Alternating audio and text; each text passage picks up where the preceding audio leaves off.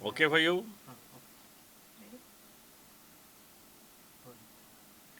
दिल संभलता नहीं। सबसे पहले आपसे जानना चाहेंगे कि कैसा सोचा आपने इस कॉन्सेप्ट के बारे में। संभालूं मैं दिल को, दिल संभलता नहीं, दिल पे तो कोई जोर चलता नहीं, ख्वाबों ख्यालों में तेरी ही यादों में बह जाता है तो फिर बहलता नहीं, संभालूं मैं दिल को, दिल संभलता नहीं। अब जैसे मैंने ये गाना आपके सामने गाया, ऐसे ही मैंने अपने आप के लिए ये दिल में अपने लिए जब ये गाना गुनगुनाया था पहली बार, तो मुझे ऐसा लगा कि शायद अब वो समय आ गया है जहाँ पर एम जो मेरी छोटी सी म्यूज़िक कंपनी है, और ये गाना मैंने कंपोज़ किया है और अलका जी से गवाने की ख्वाहिश है। तो अगर अलका जी मान गए और अलका जी ने मेरे साथ ये सिंगल करने के लिए वो अगर राज़ी हो गए, तो मैं डेफ़िनेटली कोशिश करूँगा कि मैं गाऊँगा, क्योंकि मैं 23 साल इस दिन के लिए रुका हूँ। और पहले दिन से जब मैंने थोड़ा सा प्यार थोड़ा है बाकी गाना रिकॉर्ड किया था, जो बहुत पॉपुलर हुआ, उसमें मैंने बड़ी कोशिश की थी कि उस गाने को कोई और कंपोज़र तैयार करे और मुझे सिर्फ गाने का मौका मिले अलका जी के साथ। वहाँ से शुरू हुई मेरी म्यूज़िक की जर्नी। लेकिन किस्मत में ऐसा था कि भाई आप संगीतकार बनेंगे और आप गाने कंपोज करेंगे और गाएंगे उस ज़माने के पॉपुलर गायक, और ऐसा ही हुआ। फिर 23 साल बाद जब ये थोड़ा सा प्यार से के बाद दिल संभलता तक जब तक मैं पहुंचा, तो इस बार मैंने कोशिश की कि मैं गाऊं और मेरा नाम अलका जी के साथ जुड़े, कि song by Alka Yagnik and Dabboo Malik. तो कभी कभी छोटी छोटी ख्वाहिशें जो आपके दिल में रह जाती हैं, उसको पूरा करने का मौका जब मिल जाता है तो उसकी एक्साइटमेंट बहुत बड़ी होती है। और मैं बहुत ही खुश हूँ कि बहुत क्लोज़ कनेक्टेड लोग जो हैं वो इस गीत को लाइक कर रहे हैं और मुझे मैसेजेस भेज रहे हैं, और इसकी लिरिक्स की तारीफ़ हो रही है। रविंद्र पीपर साहब ने इसका गीत लिखा है, तो बड़ी खुशी है कि मेरी ड्रीम्स, मेरी एस्पिरेशन और मेरी जो मैजिकल मोमेंट मेरे को चाहिए था ज़िंदगी में, वो आ गया है अब, और आप लोगों तक ये गाना पहुंच चुका है। जैसे आपने कहा ये आपकी 23 साल की ड्रीम रही है, तो अलका जी खुद भी एक लेजेंड है माना जाता है। उनके साथ काम करने का एक्सपीरियंस कैसा रहा? जब मैं रिकॉर्डिंग कर रहा था तो उनसे मैंने कहा था कि आपको रिकॉर्ड करने के बाद मैं कोशिश करूँगा कि मैं गाऊं, और अगर मुझे मेरी आवाज़ अच्छी लगी तो मैं रखूँगा, otherwise I will get a mainstream singer and get it done. But Alka ji ने मुझे इंस्पायर किया, और अलका जी ने एक कहा कि जिस तरह से तुम मुझे सिखा रहे हो अभी गाना गवाते समय और मैं रिकॉर्ड कर रही हूँ, मुझे यकीन है तुम अच्छा गाओगे। और बड़े खूबसूरत तरीके से उन्होंने मुझे ऑल द बेस्ट कहकर वहाँ से चले गए। और जब मैंने गाना गाया, I really was very happy with the way my voice was recorded. And but मैं अभी जब गाना सुनता हूँ तो मैं अलका जी की आवाज़ सुन के उसमें मंत्रमुग्ध हो जाता हूँ और अपनी आवाज़ थोड़ी देर के लिए भूल जाता हूँ। जैसा आपने नोटिस किया होगा, पहला अंतरा उनका है, मुखड़ा वो शुरू करती हैं, और मैं अपने आप को एक छोटे से रोल में ढा के किसी तरह मैंने आप निभाने की कोशिश की है। तो बहुत ही एक्साइटेड हूँ मैं, और बहुत ही ब्यूटीफुल एक्सपीरियंस रहा है सिंगिंग विद अलका जी। और I think it's a great moment for me. जैसे आपने कहा कि अलका जी को आपने गाना सुना है, ऐसे और क्या रिकॉर्ड करते वक्त मोमेंट्स थे जो आप शेयर कर सकते हैं? तो जब गाना उन्होंने सुना तो उन्होंने बोला, डब्बू तुम इस समय में ऐसा गाना रिलीज़ कर रहे हो अपने लेवल पे, ये थोड़ा सा 90s का फील नहीं लगता तुम्हें? तो मैं 90s का ही तो हूँ, और थोड़ा सा प्यार थोड़ा है बाकी हमारा सबसे बड़ा सुपर हिट गाना रहा है और आज भी लोगों के दिल को छूता है।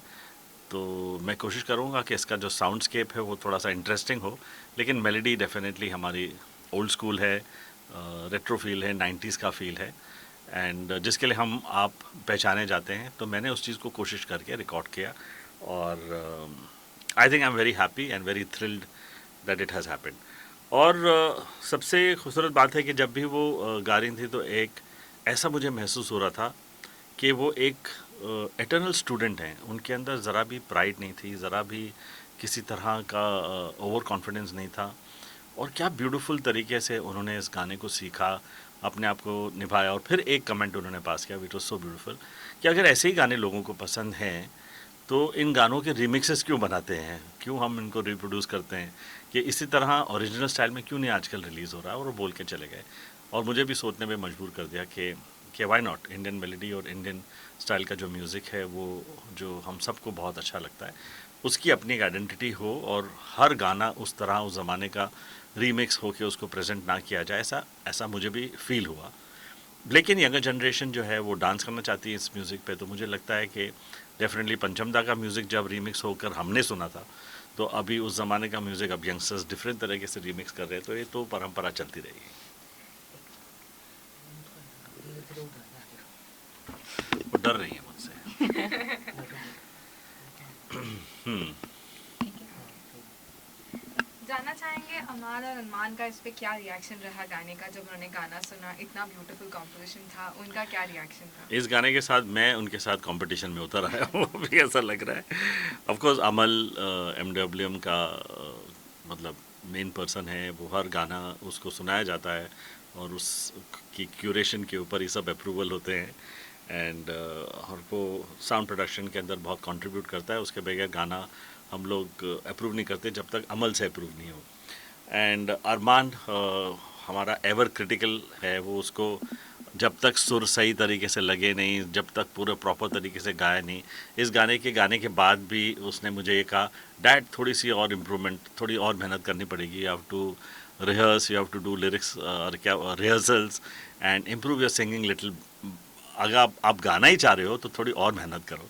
सो both are hard working and they also are tough task masters for their dad and they are not going to leave me alone. जैसे आपने कहा they are tough task masters and they have done, both of them have done many songs together, तो ये trio कब देखेंगे हम साथ में कि ओह आप दैट अमाल इज़ और that is Armaan? Something which is going to happen very soon. और हम लोग बहुत जल्द, हमारे पिता श्री सरदार मलिक का एक गाना है जो वो हम रिक्रिएट करेंगे, रीमिक्स नहीं रिक्रिएट करेंगे, और वो तीनों हम उसमें इन्वॉल्व होंगे एज सिंगर्स। तो it's going to be a very important moment for all, that's the next thing that is happening. Armaan के बर्थडे पे हाल ही उनका गाना आया है तू, जैसे लोगों ने बहुत पसंद किया, उस पे आपका क्या कहना है, आपको कैसा लगा? यू जो इंग्लिश में रिलीज़ हुआ था वो मेरा फेवरेट गाना था। मैं इन सब के साथ पेरिस में जब शूट हुआ था तो मैंने ये पूरे इस चीज़ को होते हुए मेरी आंखों के सामने देखा है। बट मुझे ये नहीं पता था कि फैंस और इतने इंडियन फैंस जो हैं वो इतना पसंद करेंगे अरमान के इस गाने को कि they will force him to make a Hindi song. Thank you Spotify, thank you Sony music and for such a beautiful creation of you in Hindi. चारों तरफ इस दुनिया में पहुंच गया वो गाना एंड अरमान ने बहुत खूबसूरती से और बहुत प्यार से गाया है। लास्टली आप आपके फैंस को क्या कहना चाहेंगे जो आपके गाने को ऑलरेडी इतना पसंद कर रहे हैं? मैं इतना ही कहना चाहूँगा भाई कि अगर दिल में कोई ख्वाहिश है तो उसको अधूरी मत छोड़ो और किसी तरह भी कोशिश करो। आज समय भी है, आप जो अच्छा गाना कुछ गा सकते हैं और कुछ लिख सकते हैं और कंपोज कर सकते हैं, प्लीज़ हमें एमडब्ल्यूएम पे आप अपने आइडियाज़ या आपके गाने आपके ही नाम पे रिलीज़ होंगे, आपके प्रॉपर क्रेडिट के साथ रिलीज़ होंगे। और दिल में अगर ख्वाहिश है तो reach out to MWM and will see to it that your dreams get fulfilled. There is a fan question, Amaal and Amaal, sorry, हमेशा से ये कई फैंस की एक ही सवाल रहा है कि अमाल एंड अरमान की शादी कब होगी, तो एज अ फादर आप क्या कहना चाहेंगे? ओ वाह, तो ये क्वेश्चन अभी मुझ पे लागू हो गया। इससे पहले मैंने सोचा था सब सलमान भाई के बारे में पूछते हैं, अभी अमल अरमान के बारे में सब पूछते हैं। तो मुझे लगता है कि अमल और अरमान दोनों अपने म्यूज़िक और करियर के साथ मैरिड हैं और फ़िलहाल तो मुझे नियर फ्यूचर में कुछ ऐसा नज़र नहीं आ रहा है, लेकिन I will be the most excited if the marriage of both the kids happen, I will be the happiest, that's I am looking forward to. Lastly, two lines of the song once again, if we can have. संभालूं मैं दिल को दिल संभलता नहीं, दिल पे तो कोई जोर चलता नहीं, ख्वाबों ख्यालों में तेरी ही यादों में बह जाता हूँ तो फिर बहलता नहीं,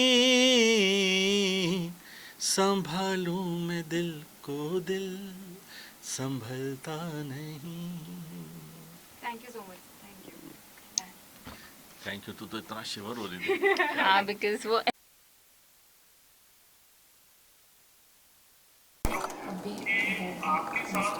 चलो भाई, ले रहे हो ना विजुअल? ले लो, आप करते अपना हैं। बात करते रहिए।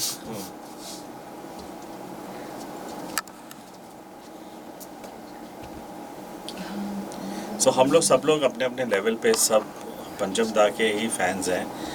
नहीं, आपने ये जो बात कही ना, that they are married to their career, ये बात मुझे पंचम दा ने बोली अच्छा, कि I am married to my music and that is why my songs are my children. Oh that's wonderful. मैं भी यही सोचता हूँ कि किसी तरह आशा ताई खुद बोलती थी, आई एम अ सौतन, वो तो म्यूजिक उसकी बीवी है। बट वो जो क्रिएटिविटी उन्होंने अपनी जिंदगी में किया है कोई नहीं कर सकता। आज तक वो साउंड ही नहीं क्रिएट किया है यार। नहीं, terrific you hear her analog recording में if you can do that, oh and क्या साउंड पिकअप था यार, सुपर्ब So now that ठीक है, okay, you are done. done, we have now Bharat times. Once Chaitanya sir will be done, we'll share the but link.